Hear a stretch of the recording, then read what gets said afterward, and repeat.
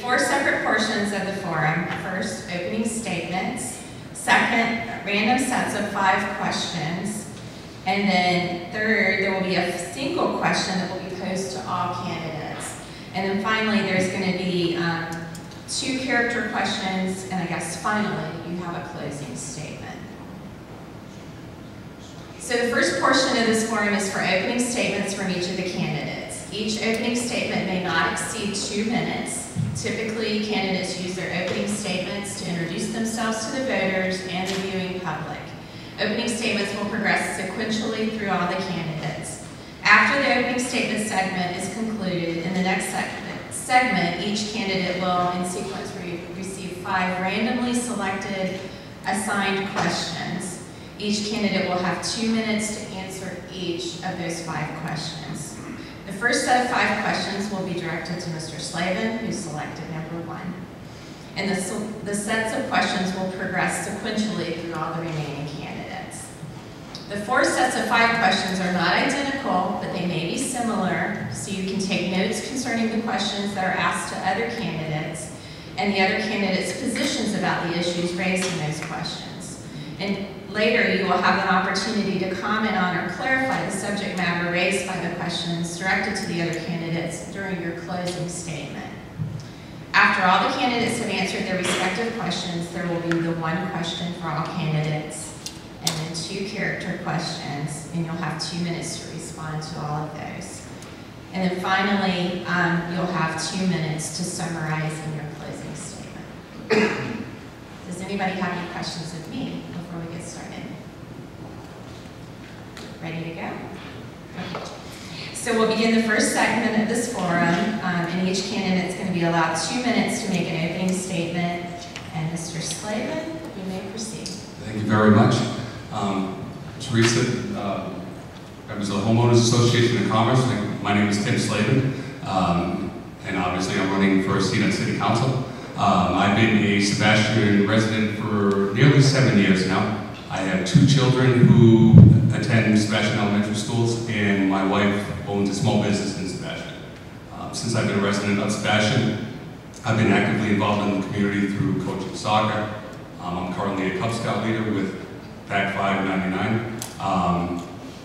I'm a member of St. Sebastian Church, and I've recently been on the Sebastian Budget Advisory Committee. The reason why I'm so active in the community is that I love Sebastian. I don't think there's any other place in the world that I've ever known or been to quite like Sebastian. This small hometown feel.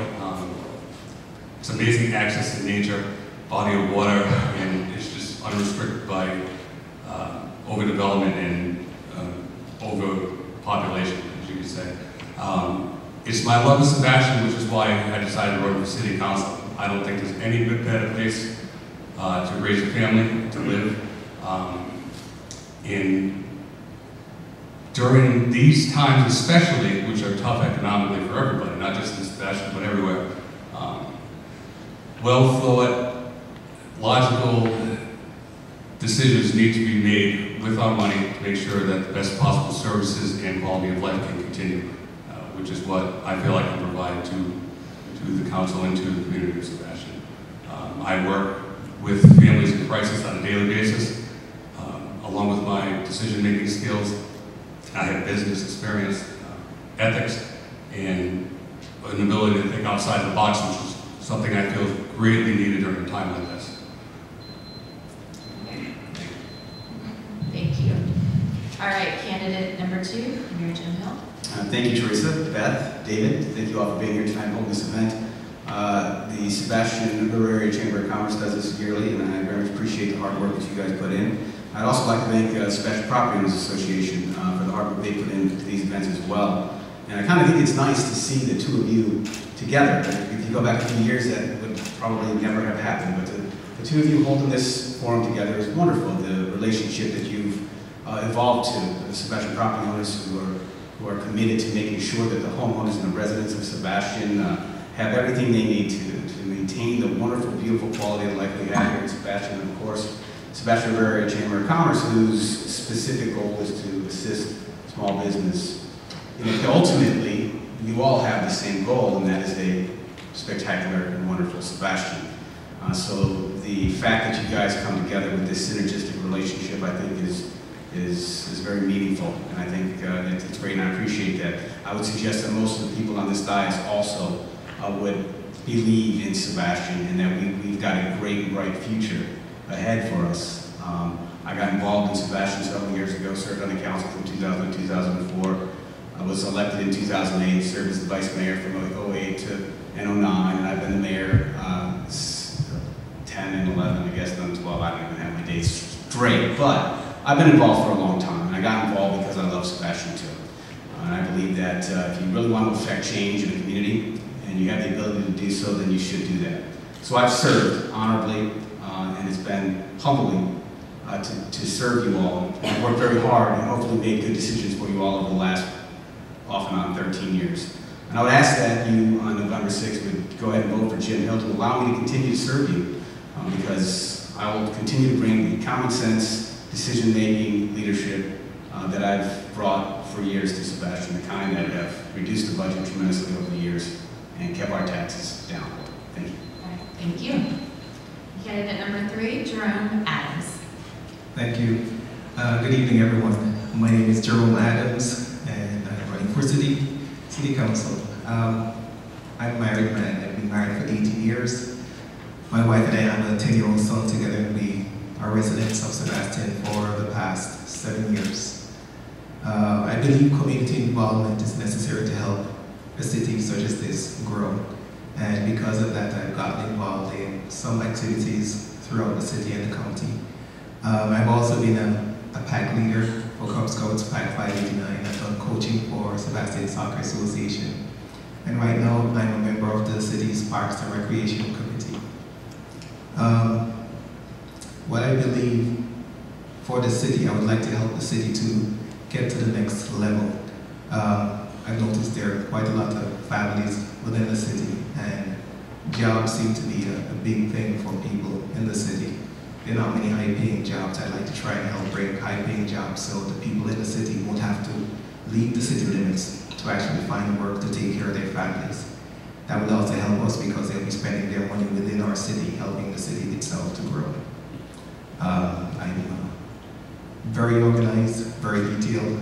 I believe in planning everything before you leap headlong into anything, so I believe that's what I'll bring to City Council, my ability to look at all the angles, plan everything before rushing into anything, and be a good steward of the funds of the citizens of this great city.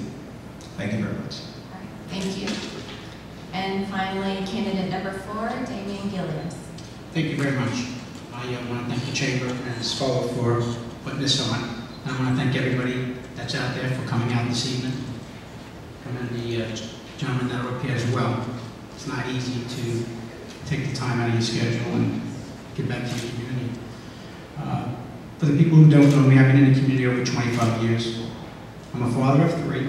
I have 2 kids at the University of Florida, go Gators. My son is in his 3rd year. He's studying electrical engineering. My daughter is first year. She's studying chemical engineering. She's on a pre-med track, so I'm blessed. And I have a 12-year-old Emmerich. My daughter, by the way, is Casey. And Emmerich is 12 years old. He goes to Gifted Middle School, and he's in the Gifted program. I've been married 25 years to my beautiful wife, Bonnie, which I hope she's home watching. So I'm really blessed. I lived in this community. I've served on the Code Enforcement Board, working Waterfront District, the CRA Community Redevelopment Association. There's some things that concern me as to why I'm running. One, it's the budget. We have city employees who haven't seen a raise in years, while top executives are getting pay raises. The environment.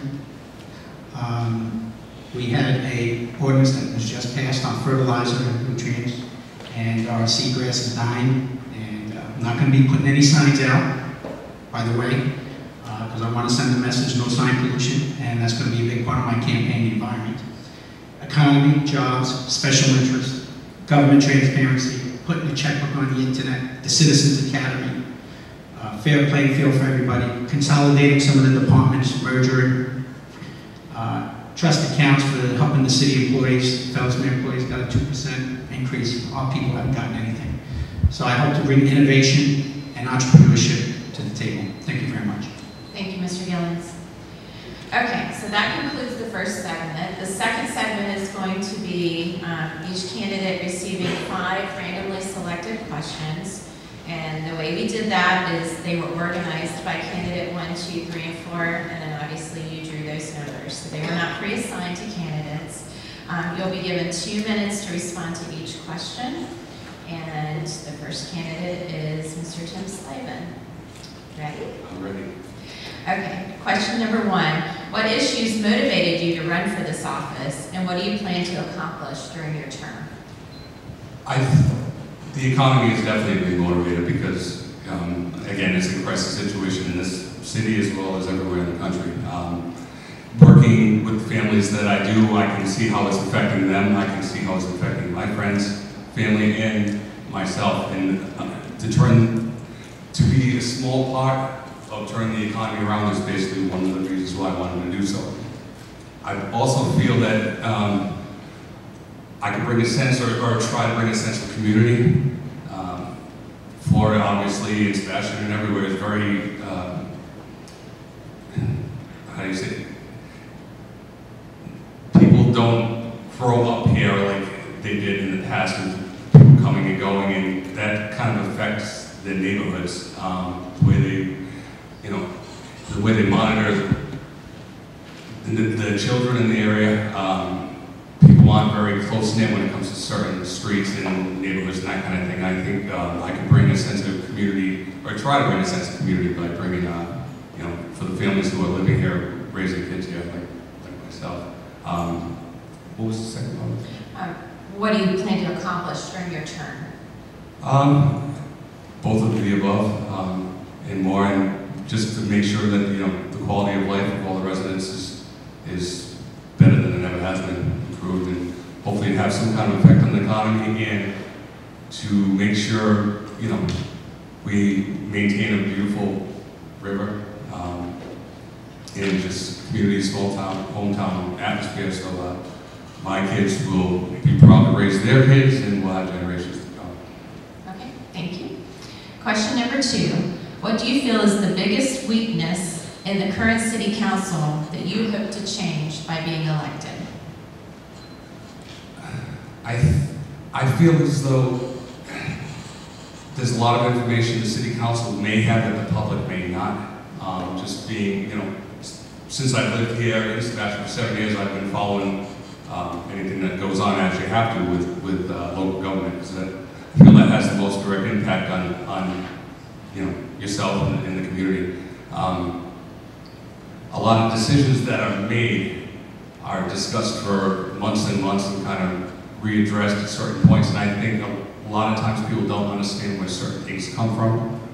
Say, for example, a project, to some and to me, will appear as though it just got brought to the table and 2 seconds later it's approved. And what people don't realize is that there's a big, long process with a lot of people involved and certain budgets involved, and I think it kind of creates an opinion that, city council or certain members are out to do something for themselves or getting some kind of benefit. And I think, the transparency and just communication and education to the public, to have them become more actively engaged and to provide them the steps of which this decision was made needs to be done. So I think that's one of the ways. And there's, with technology the way it is now, I understand it's on TV, which is great. People are always welcome to come in, but we also have we have the internet, we have ways to interact, teleconference-wise, people can get their input. So I feel that's one of the biggest things that people realize. And also to just become involved in the decisions that are being made, especially when it comes to small business and that type of thing, because people can't always come here or don't always know to come here for questions. Okay, thank you. Question 3, what do you think is the most significant challenge to the business community of Sebastian, and how can the city help? Well, I think there's a few. First of all, the overall economy, obviously, I mean, that plays a lot into it. That plays most of it. But, there's certain areas, I feel, of Sebastian in which the city could greatly help. Now we know the waterfront district, which is fantastic. There's a lot of effort going into that through the waterfront project, through the CRA. There's a lot of attention paid to that. And again, it's great. I understand the waterfront district is Sebastian.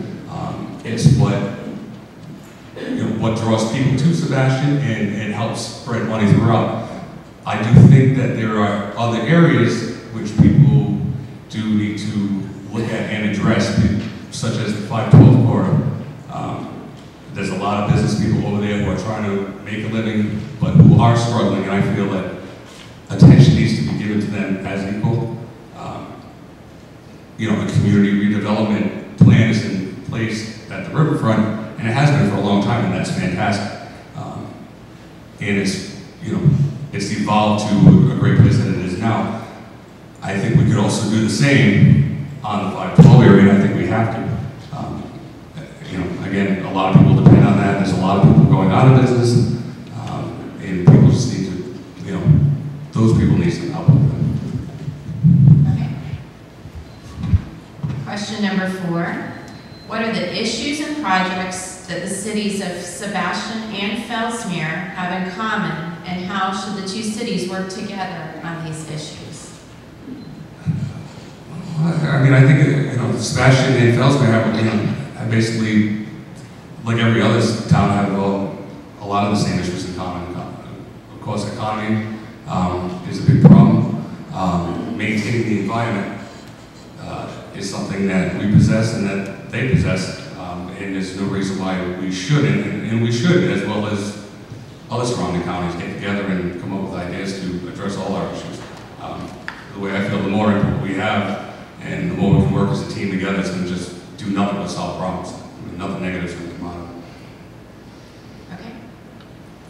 And then finally, number 5, you've already talked about the CRA. So can you describe the CRA and define its purpose and its funding source and the mission of the CRA? Well, the CRA is a certain district or a specific district on the riverfront area. I believe it covers from US 1 to basically the river and around that area. Funding sources, from the county grants, I believe federal grants.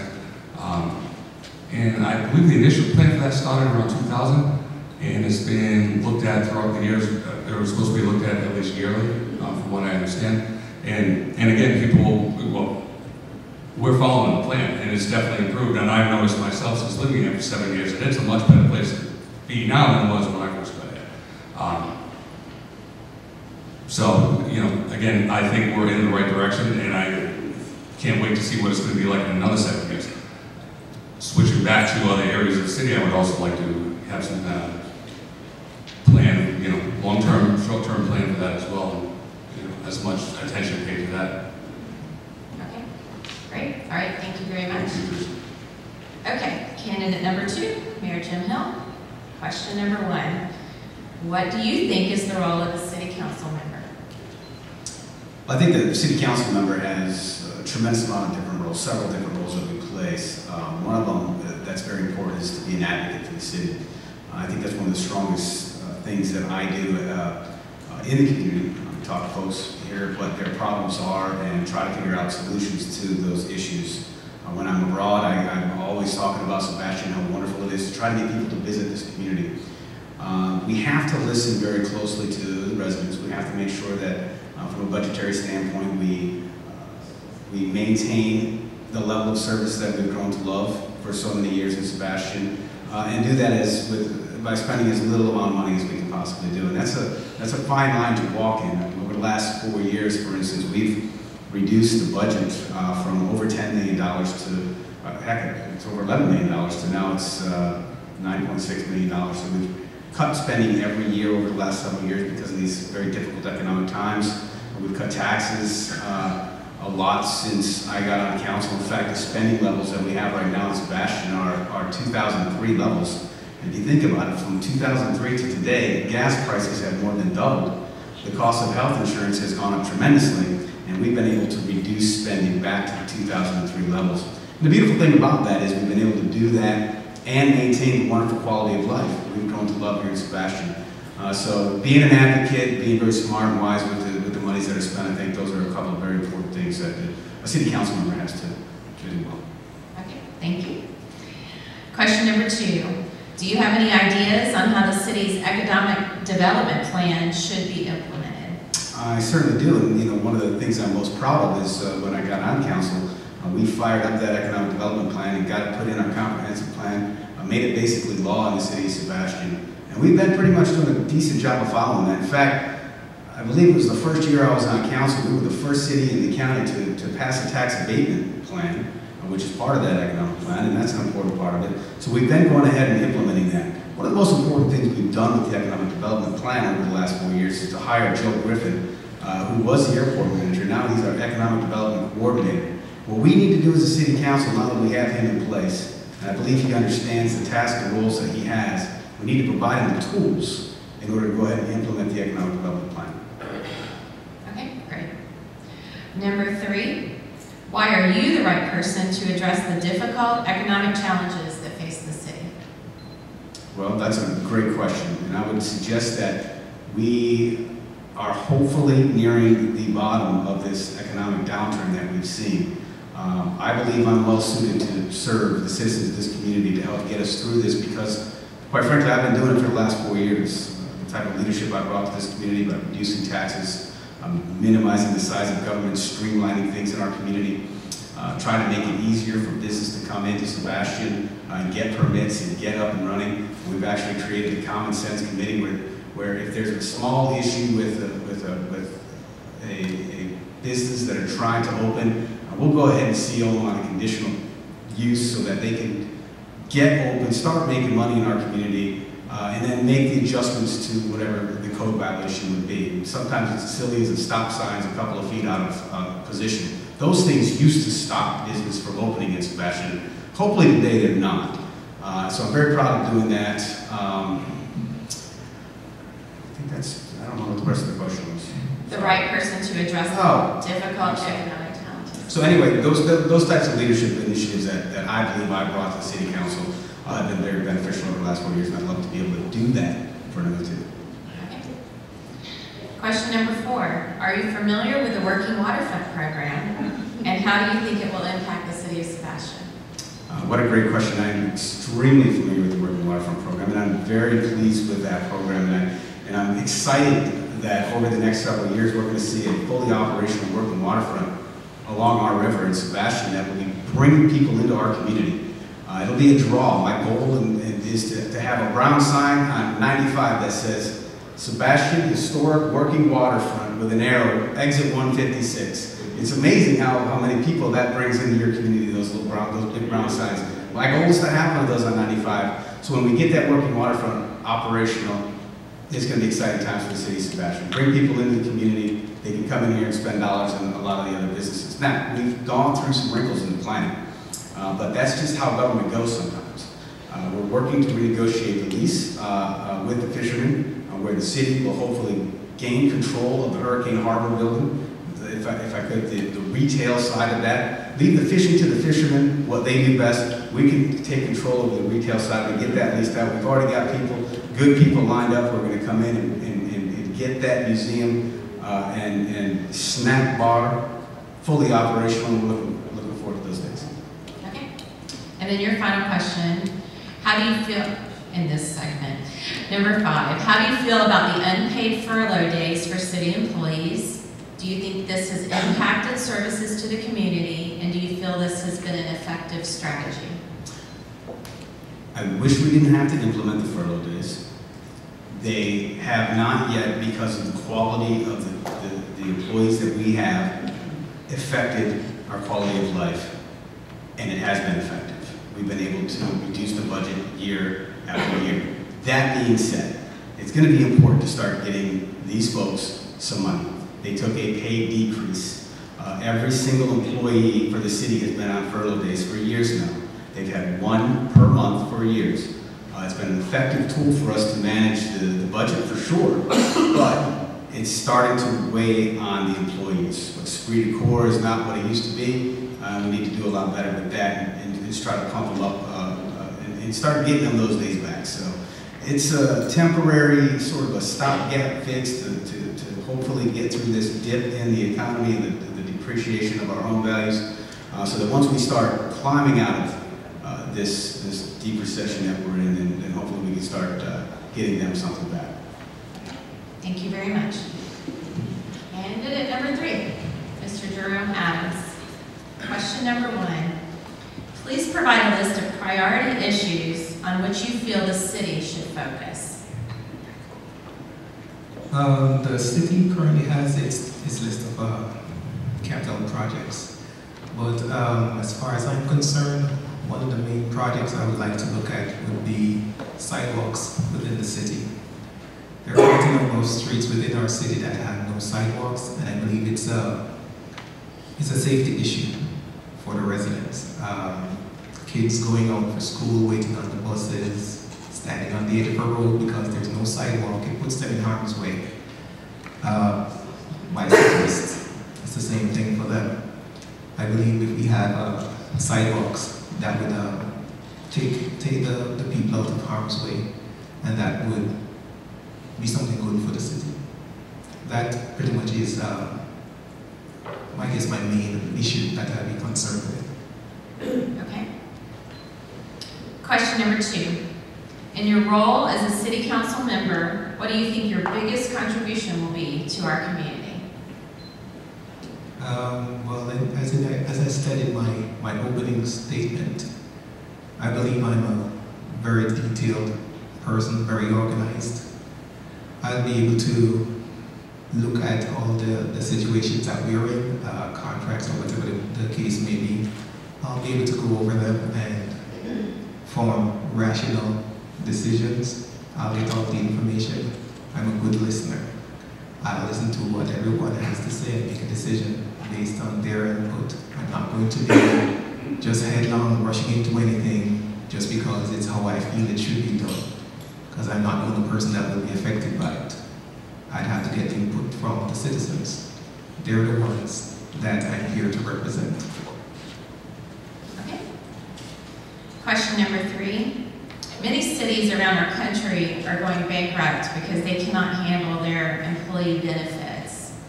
What plan do you have for the future to ensure that salaries, benefits, and retirement plans of city employees will not overburden the city taxpayers?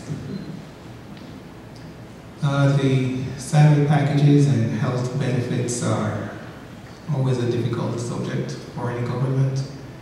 I believe right now what we could do is, well, shop around as far as like health insurance is concerned. You have to shop around and see what you can get the best value for your buck.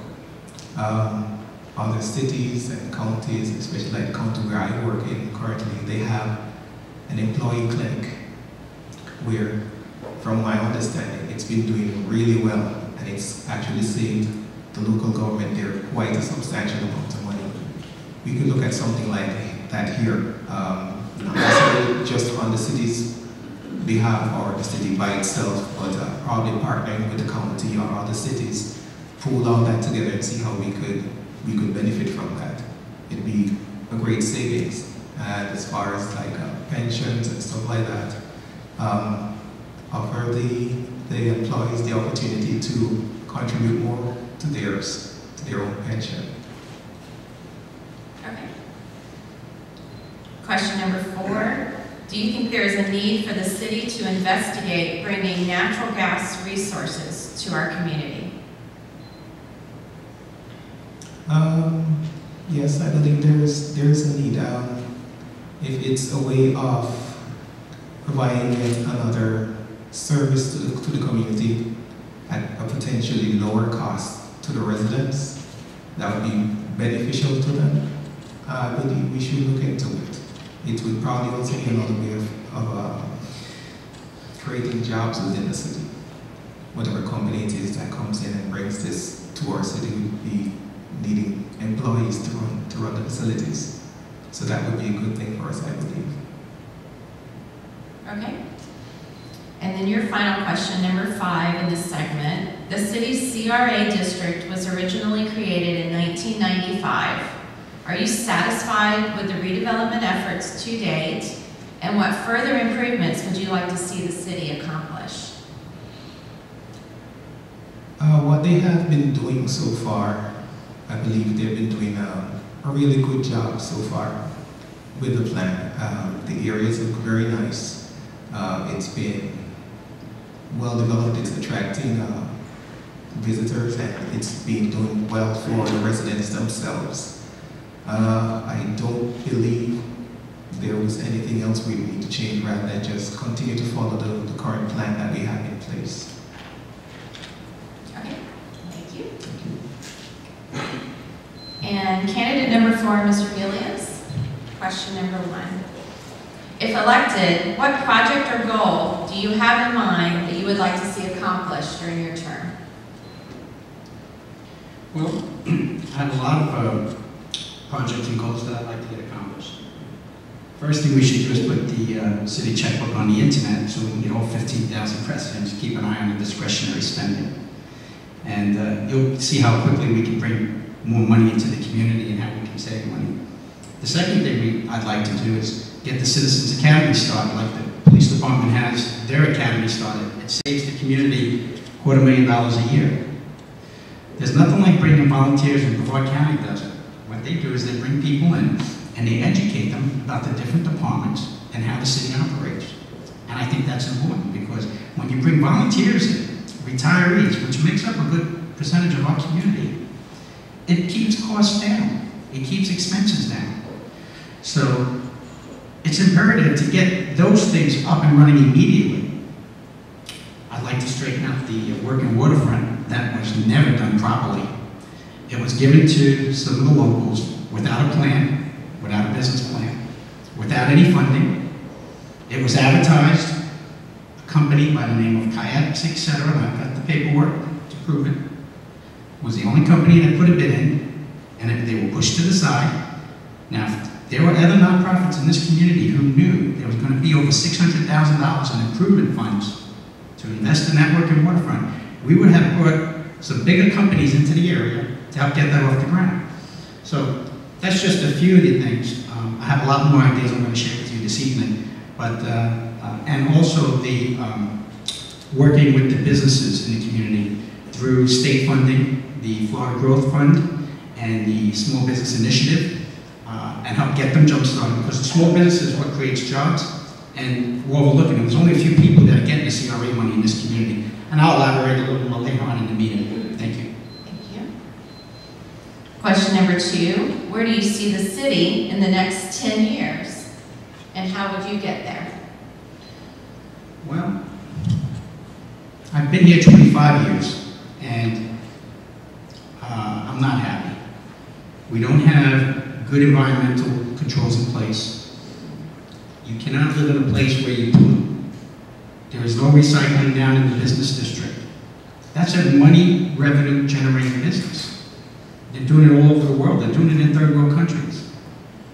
So first and foremost, your air, your water, that's very important. That's what brings me here. I'm from up north, and I got away from Manhattan, New York, because of the pollution.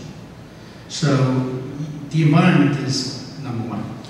What would I like to see in 10 years? I'd like to see a lot of mom and pop businesses thriving, a lot of young families making a good living. I'd like to see some of the best schools turning out the best engineers. My kids went to the IB program at the high school. I know that this is not the school board, but when you bring and you promote good schools, you bring families to the area, because that's the first thing they ask about. And when you bring families to the area, you increase your real estate values because people are buying homes. When you increase your real estate values, you generate ad valorem tax. And I can go into the list of all the other taxes, but I'll do that later on, that comes along with that. And we would not have to do these furloughs. 10 years. I'd like to see some things done with the park right behind City Hall here, the Environmental Center. Okay? There's 300 acres there that can be utilized, but you need business people, you need entrepreneurs, you need visionary people. You have government employees. 2 guys from Children's Services, one that's running tonight, and they have another one that's up there. You have another gentleman from Port St. Lucie. You can't have this. If you want to see Sebastian prosper and do it in the right way, and they talk about quality, then you have to have a real plan, you have to follow, and you have to go to the meetings until 10:30 at night. You can't run out of here at 8 o'clock, 8:30, and call it a day and pick up your check. This is public service. You got to get back to your community, and that's important. Thank you. Question number 3. In business, a financial statement includes revenue and expense information. Please list the different sources of revenue that the city receives. Sure. The sources of revenue, well, we can start with ad valorem taxes, which are approximately $2.9 million. And then we can go to the utility service tax, which is somewhere around $1.2 million. Then we can go to the communications tax, which is on your telephone bill and your cable bill. And then we can go to the local 1-cent sales tax, which is on your gas, when you go fill up every time you put gas in your car, 6 cents per gallon. Then we can go to the half-cent sales tax, which was temporary. These are the revenues, and there's many more. There's franchise fees, taxes. There are a lot of taxes that come into this community. It's a $25 million budget, and you really got to be able to have your hands around it. And I have my hands around it. I'm ready to tackle it. I'm ready to streamline things so that we can get our city employees back off the furloughs, help them out with their personal insurance policies. And there's ways of doing that without raising taxes. If you think outside the box, you can bring revenue in with other sources. You mentioned the gas line. Fellas, we have to move it very quickly. That's another source of revenue, big tax. And you cry if you look at all the bills that you receive and you get taxed on, and the services that you're not receiving. And I think there's room to cut them as well. Thank you. Thank you. Question number 4. Do you feel the CAFCOR Property Improvements Project should be a priority, continue in its current direction, or be modified? I would hit the reset button on the CAFCOR property. Let me tell you why. In the budget, they've allocated $750,000. $500,000 is coming out of the discretionary sales tax. $250,000, if I'm not mistaken, is coming out of the CRA account. If it's not broken, don't fix it. And if you're going to get people involved that utilize the property, get them to the table and find out what their wants and needs are. Don't figure out later on that we made a big mistake when we started the planning stages, and then we find out that, no, that's not what we want, because we're having festivals down there, it's going to conflict with the boaters and the cars. Look, they just did the Main Street not too long ago. That was $2.5 million. They moved 28 parking spaces from one side of the street to the other in front of the chamber. And then we turned around and gave the park to the chamber so they can have their parking behind it. It's an engineering nightmare. It's going to come very shortly, the way the cars stack up at that light. It's not good. Let's go real slow. There's no need to rush and spend $750,000 on the CAFCOR property. It's working. Let's take our time and do it right the first time. There's a thing in construction, you measure twice, cut once. It's that simple. And I do have a background. I took the contractor's exam. I'm also a real estate broker. And I'm very good with reading contracts and like to read fine print. So I hope I answered your question. You did. Thank you. All right, and your final question in this segment, number 5. Outside of the CRA, there is no master plan and very little funding for the maintenance of city streets. Do you feel this is an issue? And if so, how would you address this issue? Yes, it is an issue. I noticed in the budget that there's not a lot of money for repaving. By the way, I brought the budget for people who want to see it. I put a copy on the table in the back. If anybody wants to verify anything that I say this evening. How can we get outside the CRA and fix these roads? Well, there's a lot of funding coming from the 1-cent sales tax. That's for infrastructure. So is the discretionary sales tax fund. That's also for infrastructure. There's money available. What they're doing is they're redirecting it. And they're moving it into areas where they should not be moving it. They should be working on getting, especially the streets in the CRA, but since you mentioned outside the CRA, there are areas that need to be addressed, such as potholes that can be fixed to cut down on the liability. And that sourcing basically comes from what I suggested to you. There are other ways to get grants from the Florida Department of Transportation, matching grants, which I give Joe Griffin a lot of credit. He's done a great job in bringing grants to the airport. So those are some of the other alternatives.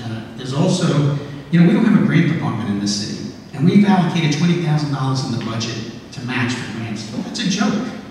There should be a lot more money available to match for free money. And if you bring the Citizens Academy and you get volunteers in there, and you say, look, you bring in 2 or 3 million, you'll get a percentage, you'll get a point. They do it in Port St. Lucie. They brought in $35 million into their grant department.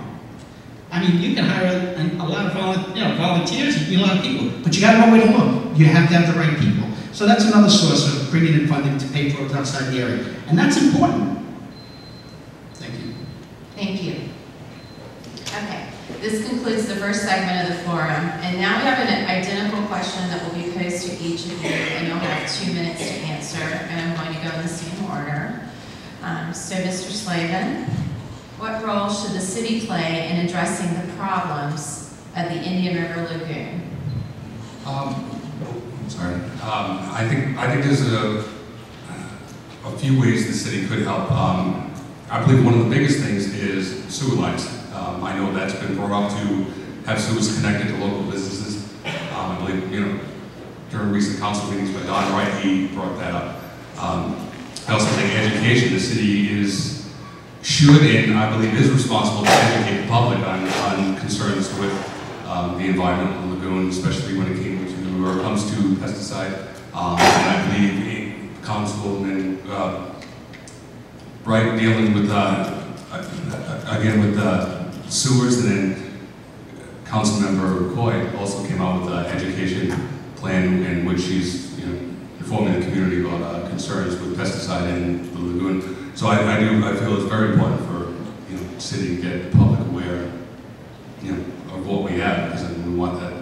Again, that is Sebastian, and we need to make sure that we keep it for many generations to come, not just now. All right, thank you. Mayor Hill, what role should the city play in addressing the problems in Indian River Lagoon? Thank you for that question. It's a very good question, because the lagoon is an integral part of the economy we have here. It's a tremendous part of the quality of life we have in Sebastian. So I would consider it one of the most important things we have in our community. And to that end, I have, from the first time I was elected back in 2000, been a strong advocate for cleaning up our waters, removing solids, and doing everything we can to minimize the amount of pollutants into the river. And I'll tell you some of the things we've done. We worked with St. John's River Water Management District to build the stormwater park. I'm sure many of you don't know what the stormwater park is, but it's a tremendous natural area in the middle of Sebastian over by Engler, where we pump dirty water out of the canal into a series of lakes where the water comes out cleaner at the end. That was a collaboration we had with St. John's River Water Management District, where they purchased it, constructed it, and we maintain it. So that's one of the things we've done. We also spent millions of dollars on the Collier Creek Canal project, so that those canals can hold more water before it goes over the dam into the Sebastian River, the St. Sebastian River. That helps reduce the amount of solids that go in, the pollutants, the nitrogen, the pesticides from entering the Sebastian River, which obviously flows into the Indian River Lagoon. One of the things we did most recently, and I'm very proud of, is that we passed a fertilizer ordinance, a common sense fertilizer ordinance, one that we can actually enforce. That's based upon education, and it's the one that the EPA, the Florida Department of Environmental Protection, supported and endorsed. So I'm very pleased with that, and the leadership I brought on the environment in that river will continue over the years, should you vote on November 6th to let you know. Okay, thank you. Mr. Adams, what role should the city play in addressing the problems of the Indian River Lagoon? I believe the city should play quite an active role in this issue. Just echoing some of my previous speakers, education of the public should be foremost. When you educate people, you have better decisions being made. People might not know that they're doing something wrong. So if you educate them, you have a better chance of having an outcome that you want to have. I also would look towards our state representatives for assistance in getting, enforcing rules to help protect this great resource that we have. The fertilizer ordinance, as Mr. Hill said, that was a very good step. We can continue doing things such as that. But I believe the main thing will actually be educating the public. Thank you. Okay, thank you. And Mr. Gilliams, what role should the city play in addressing the problems of the Indian River Lagoon? Thank you, Teresa. That's a good question. I just happened to have the regular city council meeting minutes of May 9th, 2012. And it was a motion by Jim Hill, second by Mr. Wright, ordinance number 01206. We've had Brian Carmen, Board of Directors, Marine Resource Council, Russell Herman, the New River Neighborhood Association, Kristen Beck, Pelican Island Preservation Society, Tom Bueller, Roseland, Tom Glover, Friends of Sebastian City River, George Geiger, Sebastian, Susan Cuffer, Florida Master Naturalist, Dr. Richard Baker, President of Pelican Island Waterborne Society. And the list goes on. Now here's the best part, because I was here, I was at the meeting. These people who are big environmentalists asked Mr. Mayor, Jim Hill, can we have a workshop? And the only one that went along with it was Andrew McCoy. And I got to give Andrew a lot of credit. That's why I need to get up here. I need to help Andrew vote to bring this back, to bring that fertilizer ordinance back, so that we can make it stronger. Our seagrass grasses are dying, and something needs to be done about it. You know, my friend Mr. Hill talks that he's concerned about the environment. Well, he sure doesn't show it with his voting record. And the record is very clear. The following members of the public support strengthening the ordinance with additional regulations, and beyond that, what is provided in the model ordinance to further regulate the use of phosphorus and use of nitrogen. Now, Jim Hill had all his friends, because Jim Hill's in the golf course business, they were all out here, and he shot them down. So don't be confused. The record is very clear. I gave you the dates. You can look it up. He doesn't want to do recycling in the business district. He claims that he helped Collier Creek. Well, I was there to help with the seawalls. They were going to put rocks and berms. I got to put the plastic seawalls in. And they're spraying right there in Collier Creek. Excuse me, Teresa, if I could respond to a couple of things that were said right there directly at me, I would appreciate it. It'll take just about 30 seconds. The distortions that have been stated tonight, I'm sure are expected, but we have to start talking about the facts. The fact of the matter on the fertilizer ordinance is that that's the one the EPA recommended, and that's the one that the University of Florida recommended. That's the one that all of the experts recommended. We've also done many of the other things environmentally. The Collier Creek project was a project that when I was on council, from between 2000 and 2004, that's a project that we approved and we had funded, not Mr. Gilliams. I sat on the council and I voted for that. You'll hear a lot of distortions tonight, and hopefully I'll have an opportunity to actually give you facts. Well, real quick, I have the minutes here. Feel free. It's the regular meeting of May 9th, 2012. He denied a workshop. Why couldn't you just give the people a workshop? That's all they wanted. Okay, I'm going to, at this point, ask that you both address that in closing comments. Okay, sure. All right, you'll have 2 minutes, so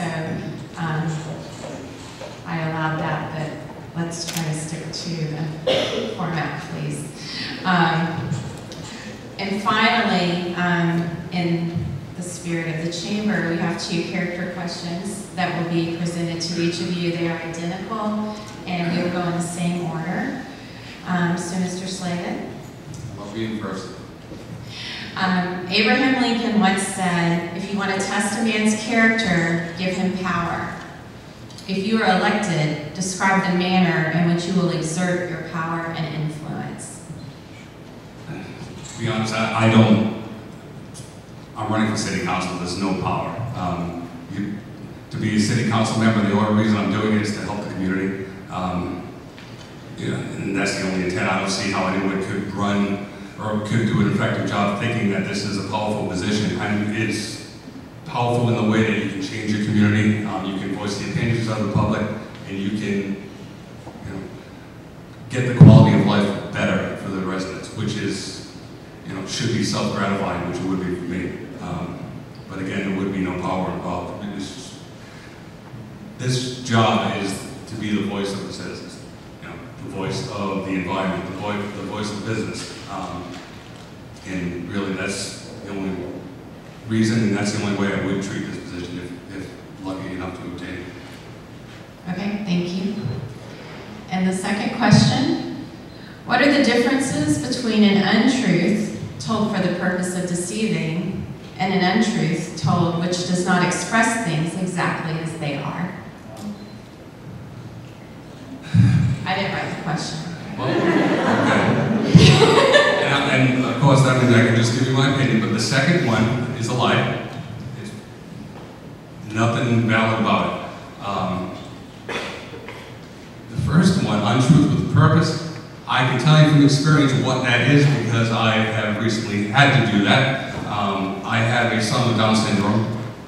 He has a difficult time understanding the chain of events, certain things that are coming up, especially when it comes to negative things, such as going to the doctors. As soon as we tell him he's going to the doctors, he will immediately throw up, and it'll be a big problem. So, untruth with the purpose, to me and to him, is saying, hey, let's go, we're going to the movies, which we will go to the movies after the doctor, but he doesn't know that. So the purpose is to get him there without causing any undue stress. And that's it. I'm not lying to him because I will take him to the movies, but he's going to go to the doctor first.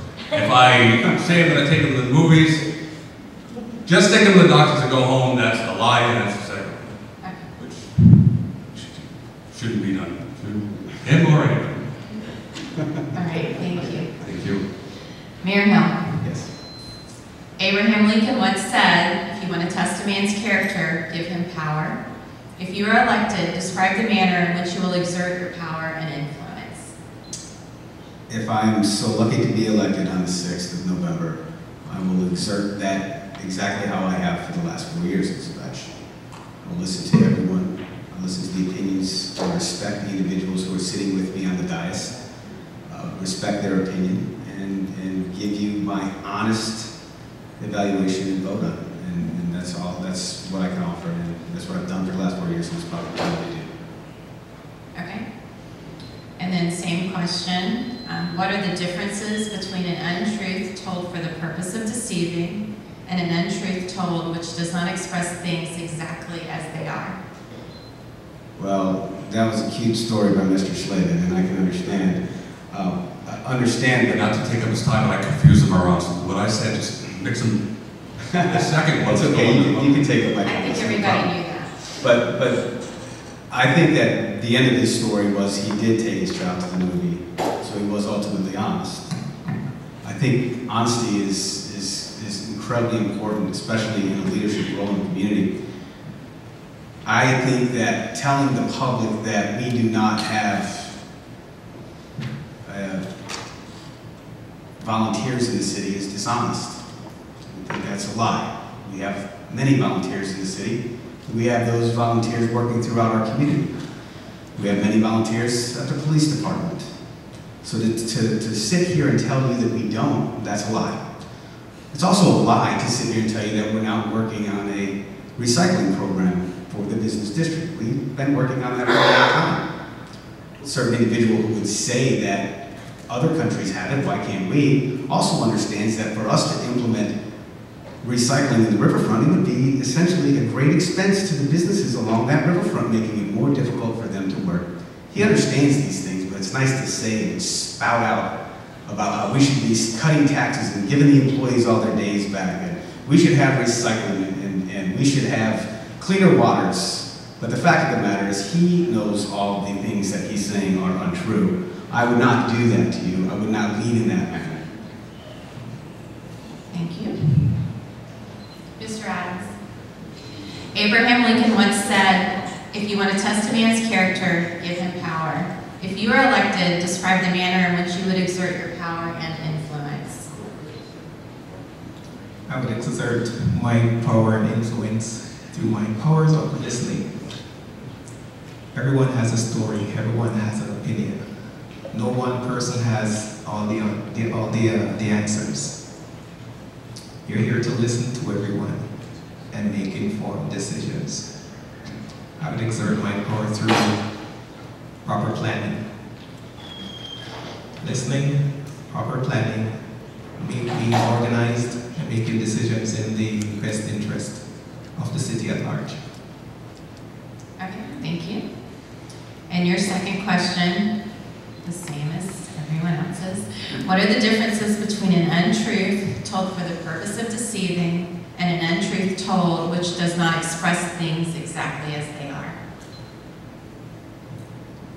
They're both lies. Any way you look at it, if it's not the truth, it's a lie. Simply stated, that's it. It's a lie. Okay. All right, thank you. Mr. Gilliams? Abraham Lincoln once said, if you want to test a man's character, give him power. If you are elected, describe the manner in which you will exert your power and influence. Well, if you want to give somebody power, you get 3 votes up here, and you'll see what power is. 3 friends, 1 that's up here already, and you'll see true character. Why would somebody try to get their friends to serve the community, especially when they file conflict of interest forms? It's public record. Just call the clerk's office.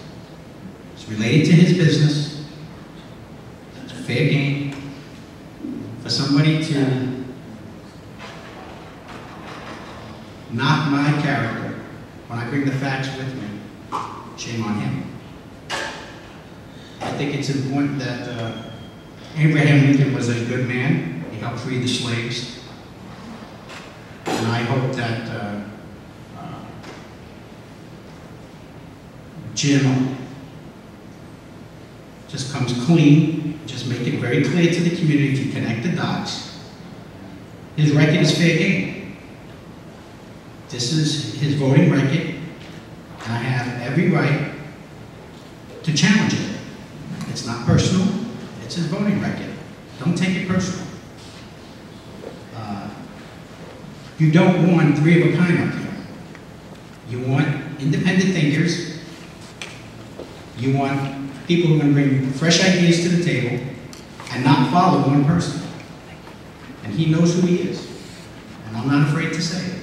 And I'll do it as diplomatically as I can. He may respectfully disagree. He's entitled to that. Thank you. Teresa, if I, real quickly, I would like to know what it is the vote that I need to explain myself on. Yeah, Mary Ellen, I am gonna say it to the end. I apologize. But those are the rules. The second question, what are the differences between an untruth told for the purpose of deceiving and an untruth told which does not express things exactly as they are? Jerome hit it right on the nail. They're both lies. I'm not going to comment any further. Okay, thank you. All right, and so for closing statements, we finished the 3rd segment, and the final portion is the candidate's opportunity to make a closing statement. Each candidate will be allowed 2 minutes to make a closing statement. You can use it to address or clarify any issue raised by any of the sets of randomly assigned questions, or you may use the final statement as an opportunity to explain any other matter that is important to the voters of the city of Sebastian. The first candidate to make a closing statement, want to go in reverse order? No, I'd like going last. All right, candidate number 1. I would like to go in reverse order. You are the moderator. I want to say that. That's why we picked cards, right? We'll We're going to change the rules in the beginning. We will stick with candidate number 1, Mr. Slavin. Thank you. Go ahead. I'm sorry, could you Okay, yeah, so we're just doing our closing statement, and it's 2 minutes. You have 2 minutes to comment on any part of the forum tonight, any final statement that you want to make to the city council, to the citizens of the city of Sebastian. Right, thanks, Teresa. Obviously from, my nervousness, which I'm sure comes out, especially public speaking wise. I've never been involved in anything like this before. I've never run for any office. I'm inexperienced because the only time I've ever sat on this bench was during the Budget Advisory Committee, which is what opened my eyes to know that I want to do this. I realized how much influence you can have in the local government by sitting on a board such as that, and how much you can bring in change and maintain your community coming to the city council, which is why I wanted to do that so I can make a positive impact on my community. That being said, one of the biggest aspects I know I can bring is throughout my career, throughout my life, what I've always done and what I do best is I'm an advocate. I advocate for my son, my family, and everything else I care about. I care about Sebastian, I love Sebastian. And no one is going to advocate more for what's right and what is going to make the quality of life better than me. And that's what I bring to you, and I hope you guys can, well, I hope everyone can see through that and realize that I am an independent person. I am not influenced by anybody, and I will and do advocate for what's in the best interest of people by what they tell me and what makes the most sense. If something doesn't seem right, you don't do it, you know. And that's what I would bring to Sebastian. And again, I hope to have you vote in support on November 6th. All right, Mr. Slade, thank you. Mayor.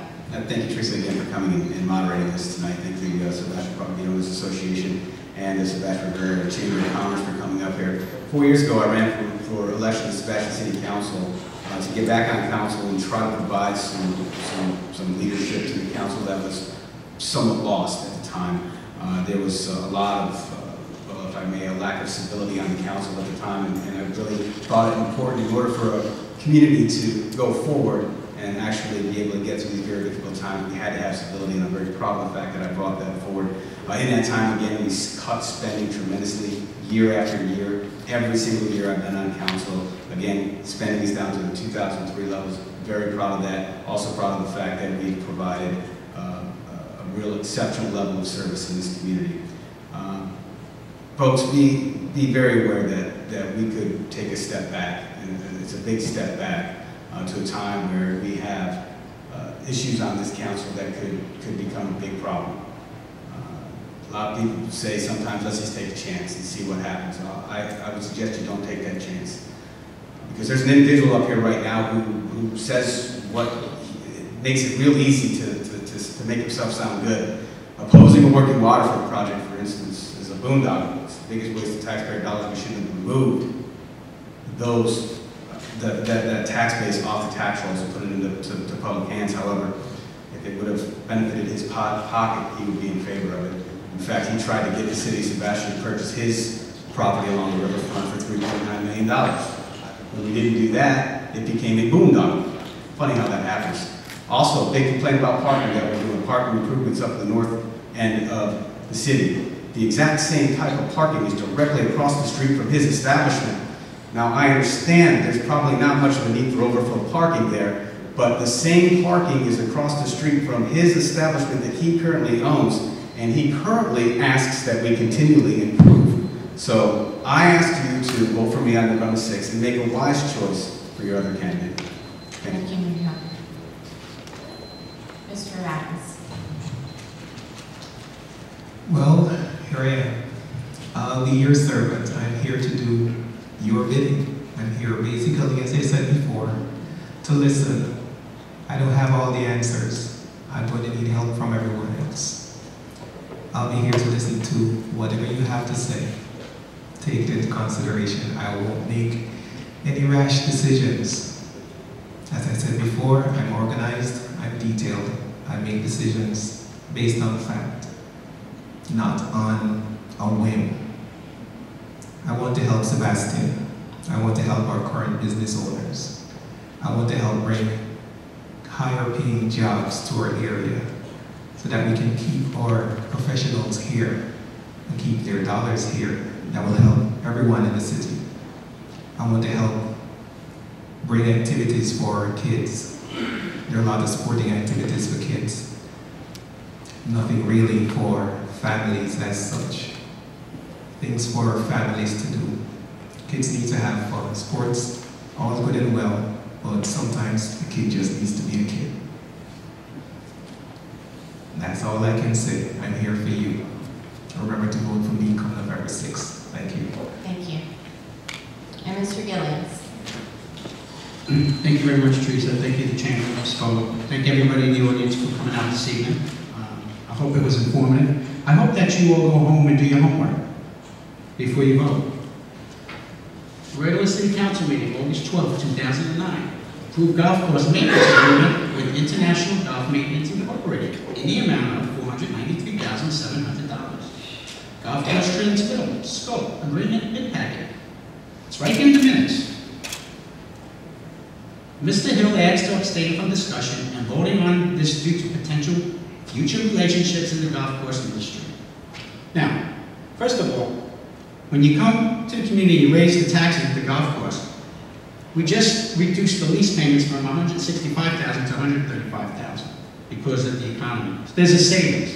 We just paid off the bonds in 2009, 2010. That was $590,000 a year. Okay? Do the math. Why are we raising the fees at the golf course? If there's savings, there's free golf and the reason why they got snitched on is because they raised the fees, everybody started ratting everybody out. There was free golf down there. Mr. Minnis said it. In the minutes, we lost $7,000 to $11,000 a year for 7 years. So that's $77,000 to $100,000 in lost income. Now they raise the fees because they need money to make improvements. Do your homework. If that's the kind of leadership you want, then you want Jim Hill.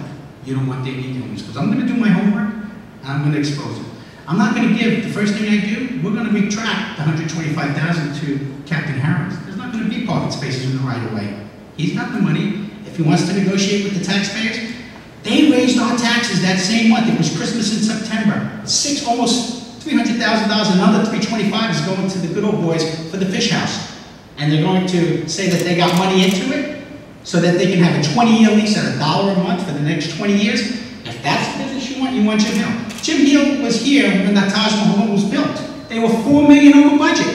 Go to the record. Yes. The budget was $7.5 million. It went to 11. We need to conclude. Do your homework. Vote for DamienLoveSebastian.com. Thank you. Thank you very much.